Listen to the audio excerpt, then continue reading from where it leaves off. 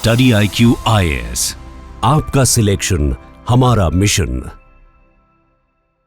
नमस्कार साथियों, बहुत बहुत स्वागत है आपका हमारे आज के बहुत इंटरेस्टिंग और बहुत इंपॉर्टेंट सेशन में।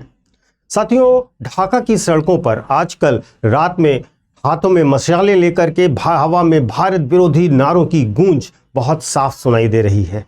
टारगेट है भारत का उच्चायोग जो ढाका में मौजूद है, और बात सिर्फ नारों तक की नहीं है। यहाँ पर कल प्रदर्शनकारियों ने भीड़ में भारत के गृह मंत्री अमित शाह का पुतला जलाया है। अब जरा रुकिए और एक कड़वा सवाल सुनिए। क्या यह सिर्फ एक रूटीन बॉर्डर डिस्प्यूट है? क्या यह सिर्फ तथाकथित पुशिन का तकनीकी मामला है, या फिर हमारे पड़ोसी मुल्क को भारत विरोधी जो फैक्ट्री है वहां पर एक नया कच्चा माल मिल गया है, कुछ नया रॉ मटेरियल मिल गया है? यह वही बांग्लादेश है साथियों, जिसकी आज़ादी की बुनियाद में हमारे सैनिकों का खून शामिल है। लेकिन जियोपॉलिटिक्स में कृतज्ञता जो होती है, ग्रेटिट्यूड का जो एक्सपायरी डेट है वो बहुत छोटी होती है।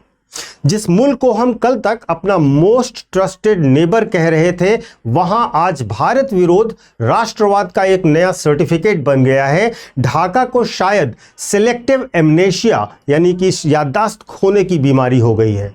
साथियों, आज की इस वीडियो में हम सिर्फ सतही खबरों पर बात नहीं करेंगे। हम BSF और BGB की बीच की तनातनी की बात करेंगे, जमात-ए-इस्लामी के नए गेम प्लान की बात करेंगे, और बांग्लादेश की घरेलू राजनीति में उबलते उस जहर को आप पूरा पोस्टमार्टम करेंगे जो भारत को अपना नया चुनावी मुद्दा बनाना चाहता है। आगे बहुत कुछ जानने को मिलेगा आज के सेशन में विस्तार से, तो अंत तक जुड़े रहिएगा। तो अब आते हैं इस मुद्दे की जड़ पर। सबसे पहले मुद्दा क्या है साथियों? इस पूरे विवाद का जो ट्रिगर पॉइंट बताया जा रहा है वह एक कीवर्ड है, पुश इन। बांग्लादेश के कट्टरपंथी संगठन और विपक्षी ताकतें चिल्ला चिल्लाकर आरोप लगा रही हैं कि भारत में सीमा सुरक्षा बल यानी कि BSF ने मार्च से मई के बीच में दर्जनों बॉर्डर पॉइंट पर अवैध रूप से रह रहे बांग्लादेशी नागरिकों को जबरन बॉर्डर के पार ढकेल दिया है। उनका दावा है कि हजारों लोगों को पुश इन करने की कोशिश की गई है। अब जरा इस सिक्के के दूसरे पहलू को भी देखिए, जो भारत का स्टैंड है। भारत के लिए अवैध घुसपैठ कोई काल्पनिक समस्या नहीं है दोस्तों, यह एक कड़वी डेमोग्राफिक और सुरक्षा चुनौती बन चुकी है। दशकों से हो रही घुसपैठ ने हमारे सीमावर्ती राज्यों के संसाधनों, वहां की डेमोग्राफी और देश की आंतरिक सुरक्षा पर भारी दबाव डाला है। असम का आंदोलन, NRC की कवायद और CAA का कानून, ये सब इसी राष्ट्रीय चिंता के रिफ्लेक्शंस हैं। बांग्लादेश का विक्टिम कार्ड भी साथ साथ देखते चलिए। उनका आरोप है कि भारत बिना पर्याप्त वेरिफिकेशन के लोगों को सीमा में ढकेल रहा है, उनकी सीमा में ढकेल रहा है।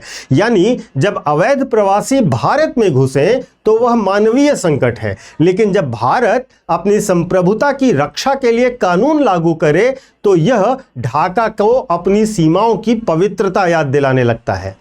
What an illusion दोस्तों। यहां पर कहानी असल में यह है कि भारत अपनी नेशनल सिक्योरिटी के तहत बॉर्डर मैनेजमेंट को कड़ा कर रहा है, जिसे बांग्लादेश की नई राजनीतिक ताकतें एक आक्रामक कदम के रूप में पेश करके अपने देश की जनता को भड़का रही हैं। साथियों, जब जमीन पर ऐसा माहौल बनता है ना, तो बॉर्डर पर तैनात सेनाओं की उंगली अपने आप ट्रिगर पर पहुंच जाती है।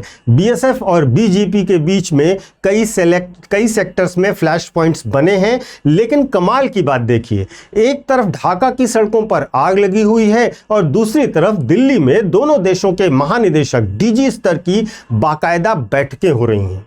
और इस बैठक का एजेंडा क्या है दोस्तों? बॉर्डर मैनेजमेंट, फेक करेंसी पर रोक, मवेशियों की तस्करी पर रोक और सीमा पर होने वाली मौतों पर रोक लगाना।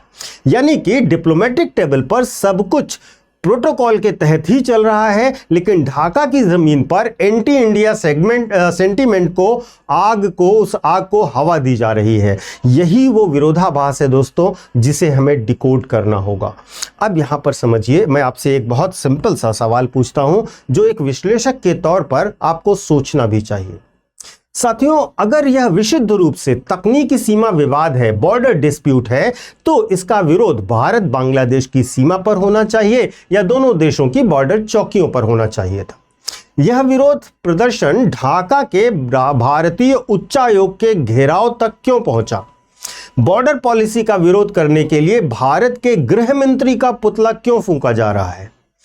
यहां एंट्री होती है पॉलिटिकल अपॉर्चुनिटिज्म की, राजनीतिक अवसरवाद की। शेख हसीना के जाने के बाद बांग्लादेश में जो पावर वैक्यूम पैदा हुआ है उसे भरने के लिए वहां के कट्टरपंथी और दक्षिणपंथी संगठन बेताब हो गए हैं।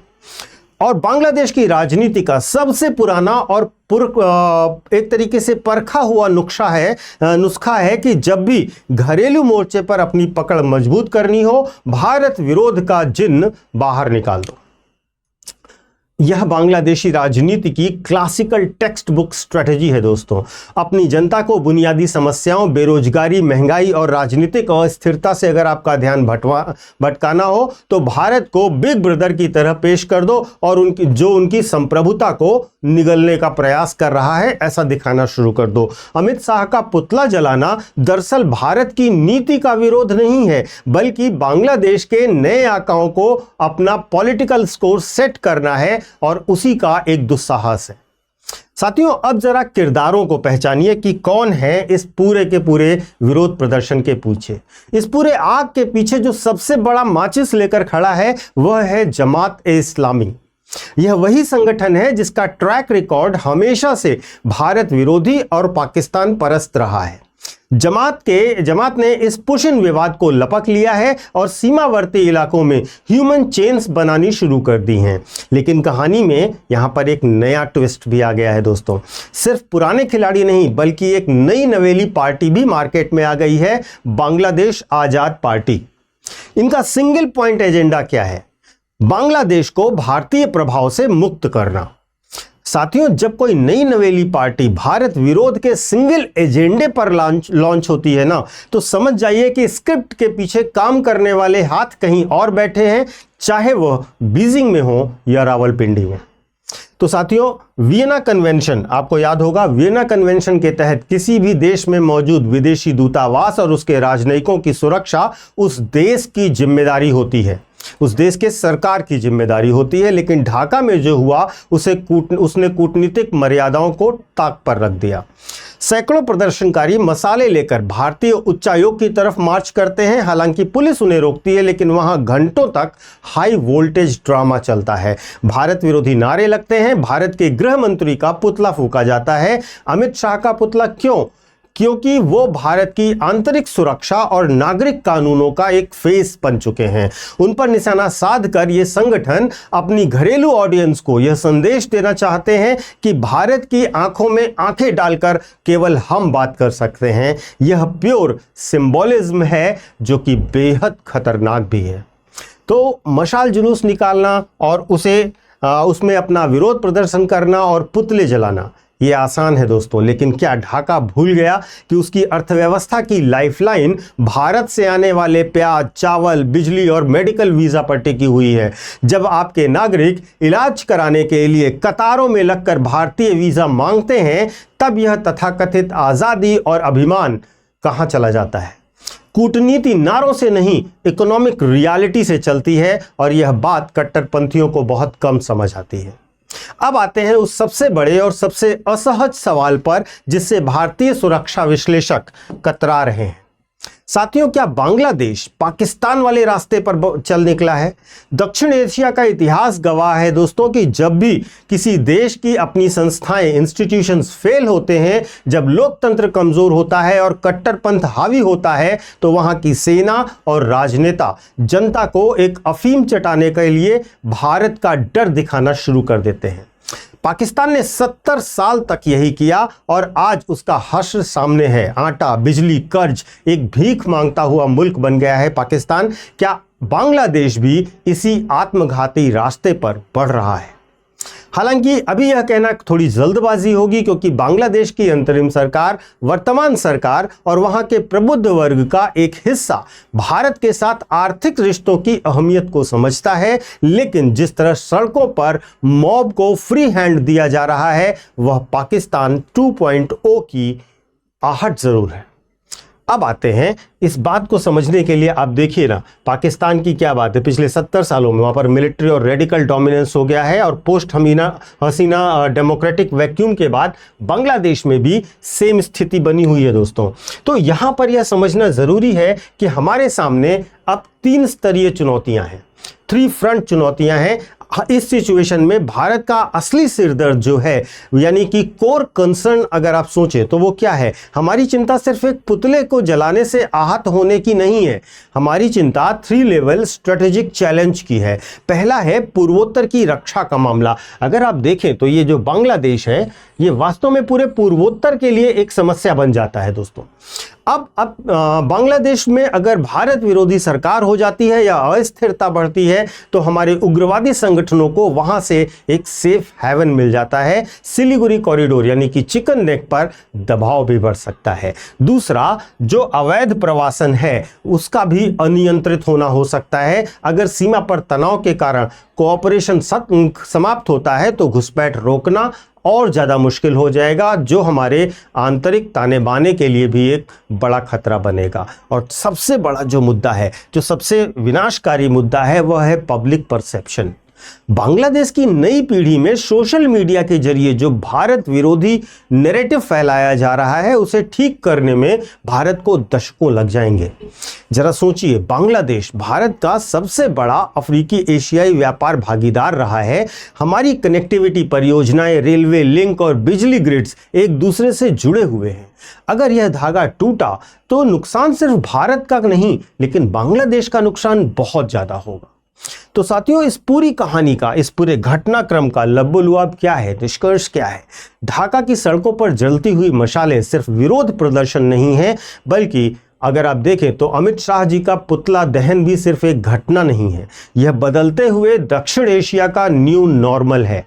भारत को यह समझना होगा कि जब बांग्लादेश के साथ डिप्लोमेसी बिजनेस एज यूजुअल नहीं रह सकती, यह दिल्ली के लिए एक वेकअप कॉल है कि पड़ोस में सॉफ्ट पावर के साथ साथ हार्ड पावर के लिए भी अब हमें तैयार रहना होगा, और सख्त कूटनीति का कब और कैसे प्रयोग करना है इसका ध्यान देना होगा।